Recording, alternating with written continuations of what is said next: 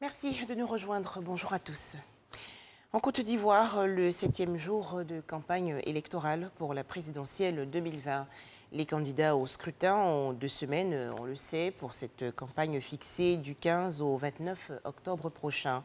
L'élection présidentielle, elle, va se tenir le 31 octobre 2020. Toujours en Côte d'Ivoire, la 2e édition des Assises du numérique. Cet événement a été lancé il y a quelques jours par le ministre de l'économie numérique et de la Poste, Mamadou Sanogo. Objectif, faire une évaluation de la réforme du secteur et dégager les perspectives. Les précisions de Cheikh Koné. 2e édition des Assises du numérique autour du thème « Bilan et perspectives 7 ans après la réforme du secteur des télécommunications, des TIC et de la Poste ». Il s'agit ainsi d'évaluer les acquis enregistrés par les réformes entreprises pour améliorer la gouvernance d'Internet en Côte d'Ivoire. Les résultats sont édifiants.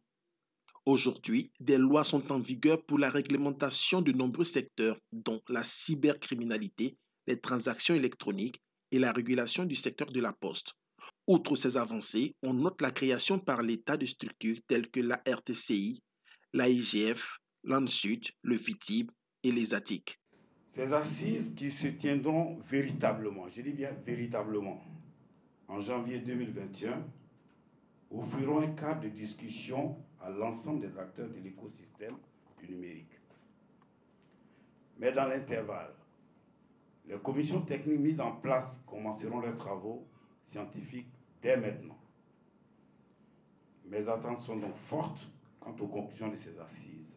Ces assises meublées d'échanges entendent également faire des projections pour un écosystème numérique mieux adapté aux enjeux actuels. À l'agenda de cette rencontre, diagnostiquer les activités du secteur du numérique et de la poste. Ce rendez-vous d'aujourd'hui est un pas important aussi dans la vie du secteur de l'économie numérique et de la poste, mais plus particulièrement pour nous, la Poste de Côte d'Ivoire, c'est un moment de bilan parce que la loi portant code des postes qui datait de 1976 a été donc revue. Donc en 2013, il y a eu une nouvelle loi portant code des postes et dans la foulée, nous avons travaillé avec le ministère pour que nous puissions aboutir à un environnement plus ouvert. Plusieurs panels pour booster la contribution du numérique dans l'environnement des affaires vont meubler ces assises qui vont s'étendre sur 3 jours. Notons que la première édition des assises du numérique s'est tenue en 2015. Dans l'actualité également, la célébration le 16 octobre dernier de la Journée mondiale de l'alimentation. En Côte d'Ivoire, les enfants ont été sensibilisés à l'importance de ne pas gaspiller la nourriture. En effet, plus d'1 milliard de personnes dans le monde n'ont pas accès à une alimentation suffisante.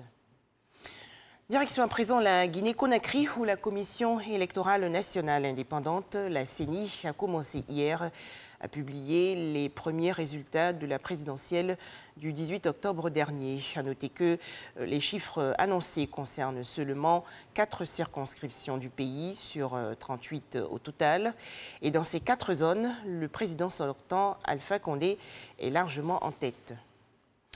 Situation chaotique au Nigeria. En effet, un couvre-feu de 24 heures a été décrété dans l'État de Lagos après l'intensification des manifestations contre les brutalités policières. À noter que seuls les travailleurs essentiels sont exemptés. Environ 1500 détenus se sont échappés de la prison centrale de Kangbayi à Beni, dans la région est de la République démocratique du Congo, après une attaque menée hier et qui a été revendiquée par l'organisation État islamique.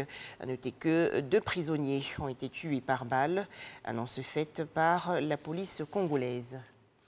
Enfin, les conséquences désastreuses de la maladie à coronavirus. La compagnie hongkongaise Cathay Pacific, fortement terrassée par la pandémie, annonce qu'elle va réduire d'1 quart ses effectifs et fermer sa filiale Cathay Dragon pour tenter de faire face à l'effondrement historique du trafic aérien. Voilà donc pour l'essentiel de l'actualité de ce jour. À 13 h, le journal.